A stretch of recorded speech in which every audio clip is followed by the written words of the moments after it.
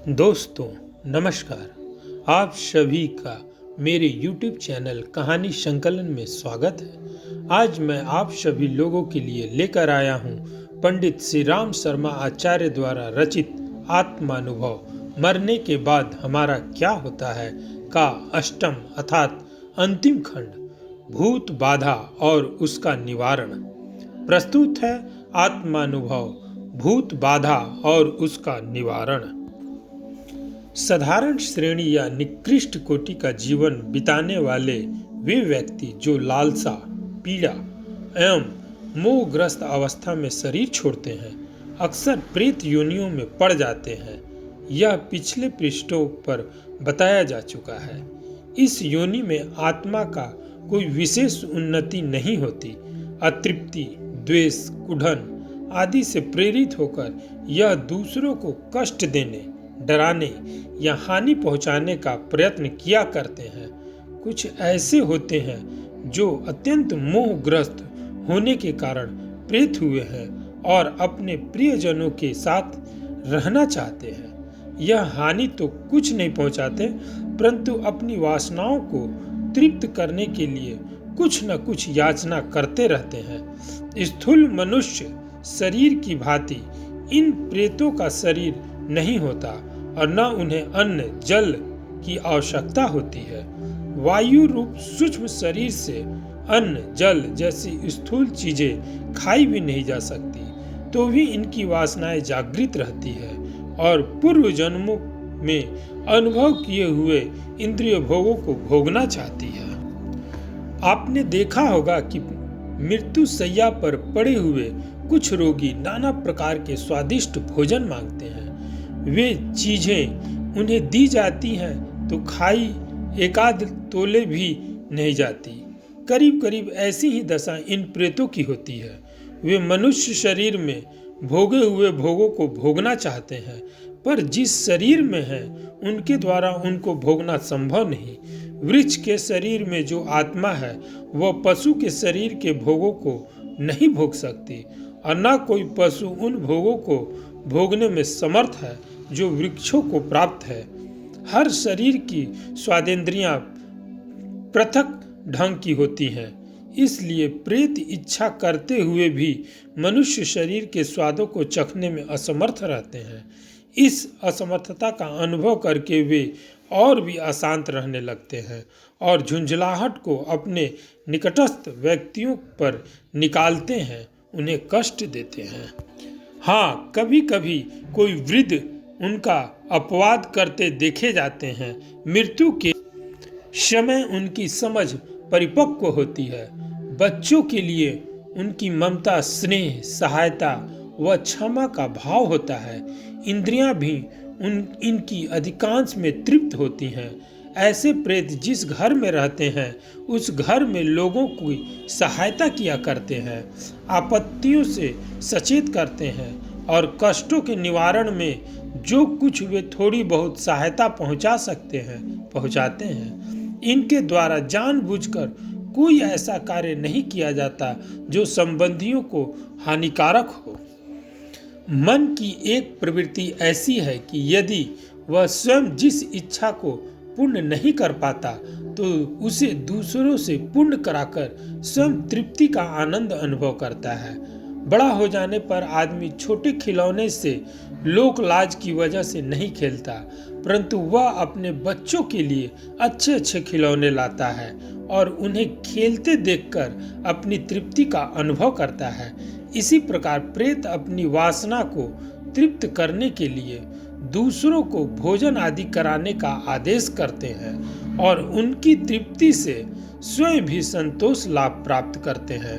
अक्सर देखा गया है कि किसी ब्राह्मण या अमुक व्यक्ति को अमुक भोजन कराने की प्रेत लोग मांग किया करते हैं। इसका यही कारण है, उनकी आज्ञानुसार कार्य हुआ है और उनके बताए हुए अमुक व्यक्तियों को तृप्ति लाभ की है। यह देखकर उन्हें संतोष हो जाता है और उद्विग्नता घट जाती है। भूत प्रेतों का श्रेणी विभाजन इस प्रकार किया जा सकता है। पहला, काल्पनिक भूत जिन्हें मनुष्य भय, आशंका, विश्वास एवं संकल्प द्वारा स्वयं उत्पन्न करता है। दूसरा, रोग का भूत। तीसरा, मृत जीवित व्यक्तियों के शरीर विद्युत परमाणु जो पुनः जागृत होकर अपनी एक स्वतंत्र सत्ता बना लेते हैं। चौथा, इंद्रिय भोगों में अमृत लालसा, वासना, प्रतिहिंसा से जलते हुए पिशाच। पांचवा, अपने वैभव, स्थान, कुटुंब या मित्रों में अतिशय आसक्त। छठा, तांत्रिक साधना द्वारा सिद्ध की हुई संकल्प प्रतिमाएं, छाया पुरुष, यक्षिणी आदि। सातवां, जीवन मुक्त आत्माएं जो सत्कर्मों में प्रेरणा और सहायता किया करती हैं।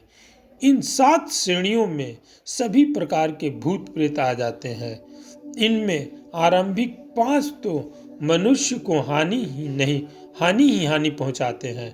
5वें के द्वारा हानि और लाभ दोनों हो सकते हैं। 6वें 7वें केवल लाभ ही पहुंचाते हैं। अब इनके अस्तित्व संबंधी कुछ परिचय और उनसे छुटकारा। दूसरा उपाय, मस्तिष्क संबंधी कोई खराबी हो जाने पर पागलपन, उन्माद सरीखे रोग उत्पन्न होते हैं, जिसके कारण मनुष्य की चेष्टा, आकृति, आदत, वाणी तथा रुचि विचित्र हो जाती है। वह बेढंगी बातें करता है और विचित्र प्रकार के आचरण करता है। आयुर्वेद शास्त्रों में उन्माद रोगों का विशद व्याख्या की गई है। उनमें भूत, पिशाच आदि के उन्मादों को रोगी श्रेणी में लिया गया है।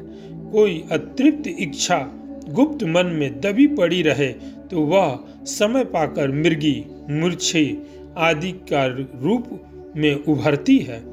कोई व्यक्ति ऐसी स्थिति में पड़ा हुआ हो जिसे वह पसंद नहीं करता, परंतु उस दशा में से निकलने का उसे अवसर नहीं, तो ऐसी झुंझलाहट भरी स्थिति के कारण मस्तिष्कीय ज्ञान तंतु बहुत उलझ जाते हैं।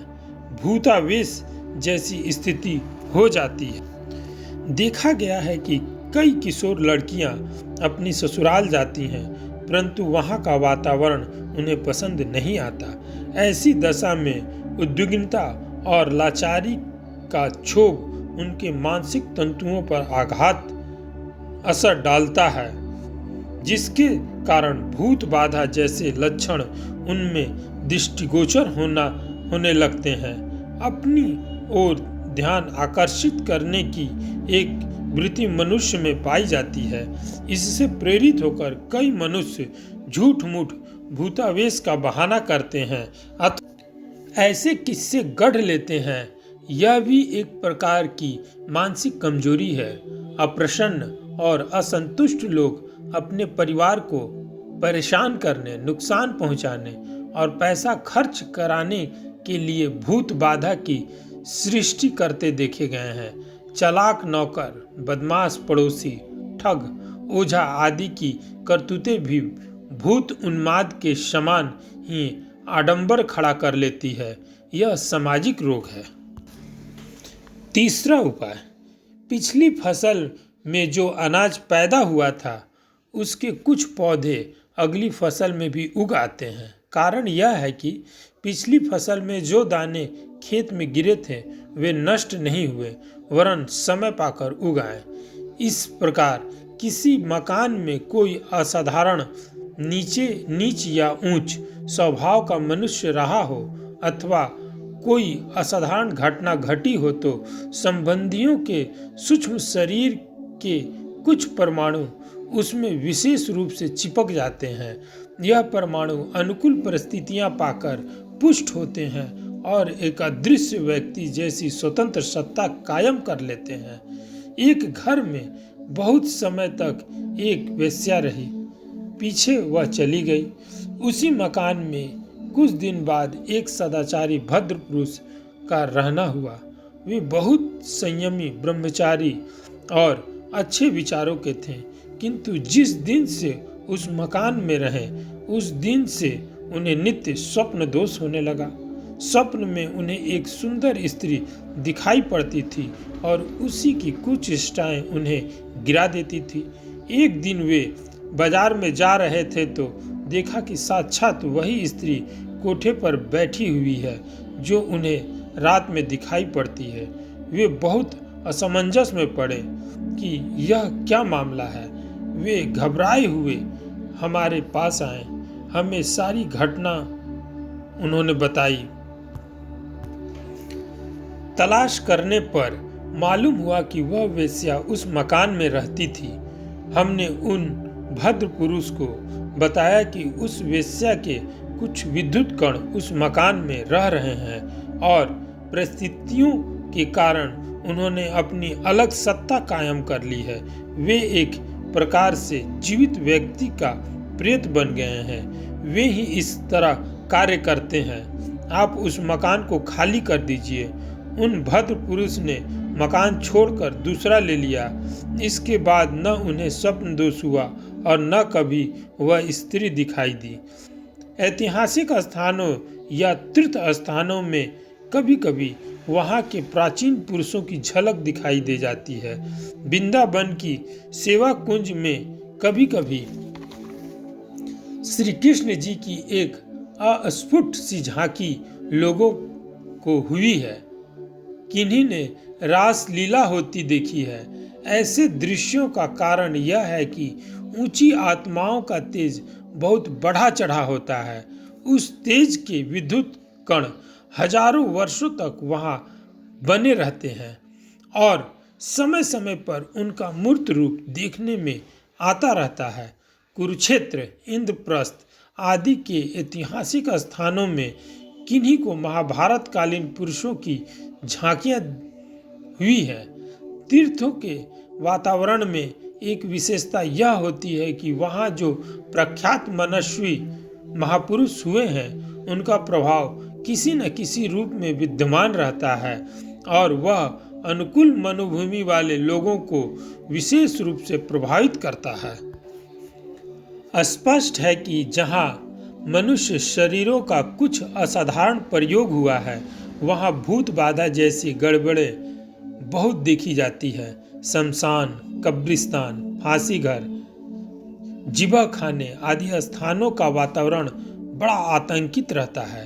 इन स्थानों में शरीर यंत्र का असाधारण उपयोग किया जाता है जिसके कारण उन शरीरों के कुछ परमाणु वहां जम जाते हैं और समय समय पर अपना अस्तित्व प्रकट करते हैं। उन स्थानों की समीपता में अपने वालों को भय और आतंक उत्पन्न करने वाले कई प्रकार के अनुभव होते हैं। जिन घरों में हत्याएं होती है, दुष्ट कर्म होते हैं, उनमें भी ऐसा ही भयावह वातावरण बना रहता है। इन भयंकरताओं की मूल में वे परमाणु हैं जो भूतपूर्व व्यक्तियों के शरीर से असाधारण प्रतिक्रिया द्वारा निकले हैं। वे आत्माएं भले ही मर चुकी हों, दूसरी जगह जन्म ले चुकी हों या जीवित हों, जो भी स्थिति में हो, पर उनके सूक्ष्म शरीर से निकले हुए यह प्रेत स्वतंत्र रूप से बहुत काल तक अपना अस्तित्व बनाए रहते हैं और परिचय देते रहते हैं। इन परमाणु प्रेतों द्वारा भी वैसे ही विस्मयजनक भयंकर कार्य होते हैं जैसे अन्य प्रकार के भूतों द्वारा हो सकते हैं। चौथा उपाय, इंद्रिय भोगों से अतृप्त वासनाग्रस्त प्रेत अपने प्रियजनों पर विशेष रूप से आतंक जमाते हैं क्योंकि उनका पहले से ही उनसे परिचय होता है और अपने पूर्व अनुभव के आधार पर वे सोचते हैं कि इच्छाएं इनके द्वारा पूरी हो सकती हैं। खाने पीने की चीज़ों की उनकी इच्छा अधिक होती है। कोई अपने लिए चबूतरा, वृक्ष आदि रहने योग्य स्थान चाहते हैं। किन्हीं को दान पुण्य, तीर्थ यात्रा, देव दर्शन आदि शुभ कर्मों में रुचि होती है। कोई अपनी आज्ञा पालन करा के अपने अहंकार को पूरा कराना चाहते हैं। जो भी उनकी इच्छा हो उसे पूर्ण कराने के लिए वे उपद्रव करते हैं और जब उनकी इच्छा पूर्ण हो जाती है तो संतुष्ट हो जाते हैं। इनके निवास स्थानों को अपवित्र करने वाले वहाँ विघ्न बाधा उपस्थित करने वाले ही अक्सर उनके क्रोध भाजन बनते हैं। मध्याह्न या मध्य रात्रि के समय उनका क्षोभ बढ़ता है। इस समय वे में निकटस्थ व्यक्ति पर अकारण ही वे आक्रमण कर बैठते हैं। पिछले जन्म का बदला चुकाने के लिए उनके उत्पात होते हैं। पांचवा उपाय, अपने प्रियजनों में अतिशय मोह करने वाले मनुष्य मृत्यु के उपरांत अपनी प्रबल मोह भावना के वशीभूत होकर प्रेत योनि पाते हैं और अपने उसी घर के आसपास फिरते रहते हैं। अपने बाल बच्चों को हंसता खेलता देखकर प्रसन्न होते हैं। वृद्धजन अक्सर इस कोटि में आते हैं। वे किसी को हानि नहीं पहुंचाते, वरन समय समय पर कुटुंबियों को आपत्तियों से सचेत किया करते हैं और विपत्ति निवारण में सहायता दिया करते हैं। इन्हें पितर कहते हैं। जो तरुण अवस्था में मृत्यु को प्राप्त होते हैं और जिनकी लालसाएं अत्यंत उग्र एवं स्वार्थपूर्ण होती हैं, वे अपने प्रियजनों को अपनी जैसी प्रेत अवस्था में ले जाकर साथ रखने की इच्छा करते हैं और उसी भावना से वे अपने प्रियजनों को मार डालने का भी आयोजन करते हैं। तरुण स्त्रियां जो अपने बाल बच्चों को छोटा केवल अनाश्रित छोड़कर मर जाती हैं, वे इस प्रकार के कार्य अधिक करती हैं। अपने बच्चों को अपने साथ रखने की मोहमयी लालसा उनसे इस प्रकार का कार्य कराती है। छठा उपाय, तांत्रिक साधनाओं द्वारा छाया पुरुष, भैरवी, भवानी, बैताल, पीर, जिन्न, पिशाचनी आदि की सिद्धि की जाती है। उन्हें वश में किया जाता है। उनकी सहायता से अमुक वस्तुएं प्राप्त की जाती है, अमुक कार्य पूरे किए जाते हैं और अमुक व्यक्तियों को अमुक प्रकार की हानियां पहुंचाई जाती है। सेवक की तरह यह संकल्प प्रतिमाएं काम करती हैं। जो भूत पिशाच देव इस प्रकार के वशीभूत किए जाते हैं, वे साधक को की निजी मानसिक और शारीरिक शक्तियों के मंथन से उत्पन्न हुए एक प्रकार के अदृश्य प्राणी होते हैं। शारीरिक विद्युत के परमाणु अवसर पाकर अपने आप एक स्वतंत्र इकाई बन जाते हैं, किंतु यह देव दानव तांत्रिक विधियों से उत्पन्न किए जाते हैं। इस प्रकार ये अपने ही मानस पुत्र होते हैं, परंतु प्रतीत ऐसा होता है कि वे पहले से ही कोई स्वतंत्र सत्ता रखते थे। वास्तव में उनकी कोई स्वतंत्र सत्ता पहले से नहीं होती है, वरन साधक उन्हें स्वयं उत्पन्न करता है। जितनी दृढ़ उसकी श्रद्धा और साधना होती है, उसी अनुपात से इस देव दानवों की कार्य शक्ति होती है। दुर्बल मानसिक बल वाले ऐसे कोई प्रतिमा वशीभूत कर ले तो भी उसकी कार्य शक्ति बहुत ही तुच्छ रहेगी। उसके द्वारा कोई महत्वपूर्ण कार्य न हो सकेगा। हाँ, जितना मानसिक बल बढ़ा चढ़ा है, उसका देवदानव भी सशक्त होगा। एक की सिद्ध प्रतिमा दूसरे से लड़ भी जाती है और जो बलवान होती है वह दूसरे को परास्त करके अपना कार्य पूरा कराती है। मारण आदि की भयंकर क्रियाएं इस संकल्प पुत्रों द्वारा ही की जाती है। सातवां उपाय, जीवन मुक्त आत्माओं के बारे में पूर्व में स्वतंत्र रूप से बहुत कुछ कहा जा चुका है। यह आत्माएं मनुष्य को सदा शुभ मार्ग पर चलने के लिए प्रोत्साहित करती हैं, शुभ कर्म करने वालों पर प्रसन्न रहती हैं, अपनी स्वाभाविक उदारता के कारण लोगों को उन्नति के कार्यों में सहायता दिया करती हैं। इनके द्वारा जन समाज का हित ही होता है, अनहित नहीं। अंतरिक्ष में ऐसे अनेक सिद्ध महात्मा तथा महापुरुषों के सूक्ष्म शरीर उड़ते रहते हैं और वे समय समय पर मानव प्राणियों को सत्कर्मों में सहायता प्रदान किया करते हैं। उपरोक्त 7 प्रकार के प्रेतों का परिचय जानने के उपरांत पाठक इस नतीजे पर पहुंचे होंगे कि जीवन मुक्त आत्माओं के अतिरिक्त छहों प्रकार के प्रेत हमें लाभ कम और हानि अधिक पहुंचाते हैं। लाभ का विषय ऐसा है कि उस पर विचार करने की कुछ आवश्यकता नहीं, क्योंकि लाभ किसी को बुरा नहीं लगता। यदि किन्हीं प्रेतों के द्वारा कुछ लाभ पहुंचता है तो उसके लिए किसी को कुछ चिंता नहीं होती। चिंता तब उत्पन्न होती है जब किसी को उनके द्वारा क्षति पहुंचती है। जब प्रेतों द्वारा किसी प्रकार की हानि पहुंचती है तब उसका निवारण करने के लिए हमें चिंतित होना पड़ता है। अब यह जानना है कि प्रेतों के उत्पात से किस प्रकार अपना बचाव किया जा सकता है।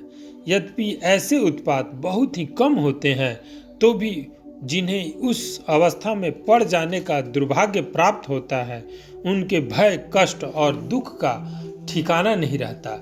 अनुभव से ज्ञात हुआ है कि जितने भी भूत उत्पात होते हैं उनमें से 2/3 भय और कल्पना से उत्पन्न हुए भूतों से होते हैं। अपनी मानसिक निर्बलता के कारण लोग आशंका और भय की मूर्तिमान प्रतिमा तैयार कर लेते हैं और उसी से भयभीत होते रहते हैं।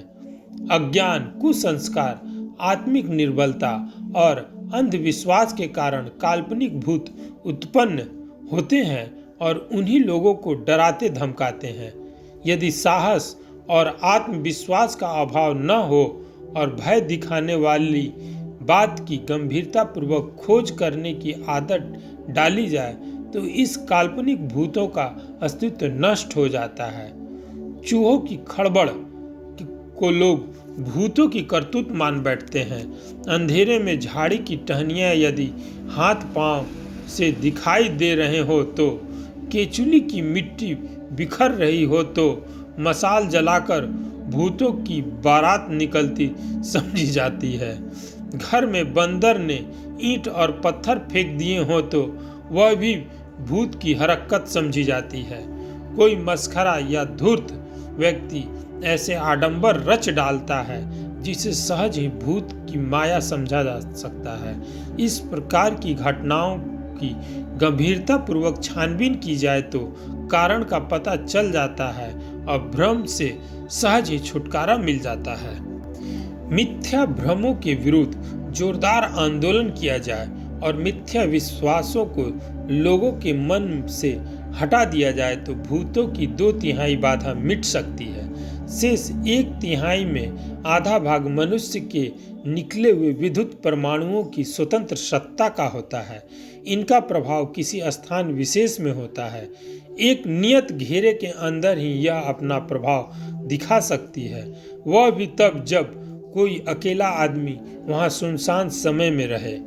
बहुत से मनुष्यों की भीड़ में उनकी शक्ति निर्बल हो जाती है। इन परमाणु प्रतिमाओं में बहुत थोड़ी ताकत होती है।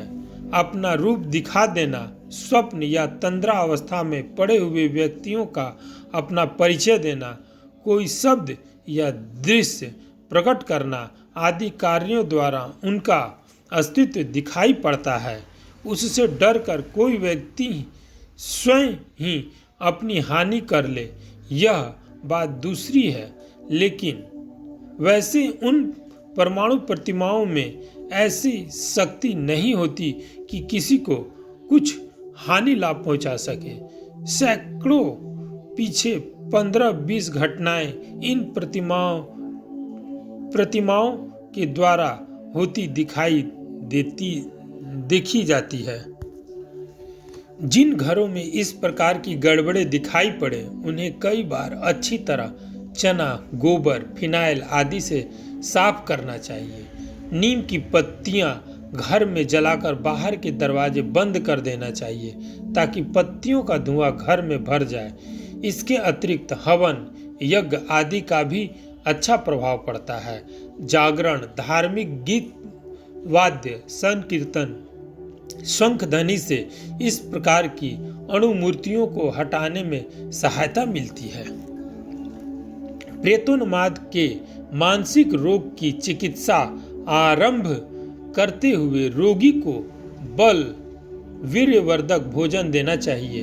ब्राह्मी, शतावरी, आंवला, सालब, गोरखमुंडी, शंखपुष्पी, बच प्रभृति औषधियां सेवन करना, ब्राह्मी तथा आंवले का तेल सिर एवं शरीर पर मलवाना हितकर रहता है। जिन स्थानों में रोगी का जी उचट रहा हो वहां से हटाकर कुछ दिन के लिए इच्छित स्थान में रखना भी उचित है। जहां तक संभव हो उसे संतुष्ट और प्रसन्न रखने का प्रयत्न किया जाए। सहानुभूतिपूर्ण व्यवहार करने और मस्तिष्क को शक्ति देने वाली चीजें सेवन कराने से ऐसे रोगी बहुत अच्छे हो जाते हैं। जिन्हें ऐसा विश्वास जग गया हो कि मुझे किसी बलवान भूत ने पकड़ रखा है और अब मुझसे कुछ नहीं हो सकता, ऐसे निर्बल स्वभाव वाले व्यक्तियों के सामने कुछ ऐसा आडंबर रचना होता है जिससे प्रभावित होकर वे यह विश्वास कर ले कि हमारे ऊपर जो भूत था वह संतुष्ट कर दिया गया या मार भगाया गया। कांटे से कांटा निकालने की और विष से विष मारने की नीति से यह काम लेना पड़ता है। इसके अतिरिक्त और कोई चारा नहीं। जिनके अंतर्मन में यह विश्वास गहरा उतर चुका है कि मेरे ऊपर भूत चढ़ा है, उसका भ्रम यह कहने मात्र से ही नहीं मिट सकता कि तुम्हें कुछ नहीं है, केवल तुम्हारी काल्पनिक और मानसिक निर्बलता है। रोगी इस बात को नहीं मान सकता, उसे इस पर विश्वास नहीं हो सकता। हर व्यक्ति की मानसिक स्थिति भिन्न होती है। जो लोग अपने विश्वास के आधार पर भूतग्रस्त हो जाते हैं उनमें भावुकता की मात्रा अधिक होती है। ऐसे लोगों को नाटकीय ढंग से कुछ अद्भुत, विचित्र और आतंक उत्पन्न करने वाली पद्धति से अच्छा किया जाता है। यूरोपीय रीतियों के अनुसार प्लेन चिट ऑटोमेटिक राइटिंग कराने की पद्धति का यह हमारे देश में भी प्रचार हो गया है। पहले हम भी उसे ठीक समझते थे, परंतु नए अनुभव के आधार पर ऐसा प्रतीत हुआ कि यह अपनी ही मानसिक शक्तियों का एक खेल है। इन उपायों द्वारा अब किसी मित्रात्मा के संदेश आना बहुत संदेहास्पद है, इसलिए इन साधनों का प्रयोग करने के लिए हम अपने पाठकों को सलाह नहीं दे सकते। अपनी ओर से भूत प्रेतों के संबंध में अधिक रुचि लेना भी ठीक नहीं। हाँ, किसी को अनायास भूत बाधा का शिकार होना पड़े तो उससे छुटकारा पाने के लिए प्रयत्न करना आवश्यक है। आप सुन रहे थे पंडित श्री राम शर्मा आचार्य द्वारा रचित आत्मानुभव, मरने के बाद हमारा क्या होता है का अंतिम खंड। जल्द ही मैं आपके सामने उपस्थित होऊंगा। तब तक के लिए नमस्कार। यह कहानी आप सभी को अच्छी लगे तो इस चैनल को लाइक, शेयर और सब्सक्राइब जरूर करें।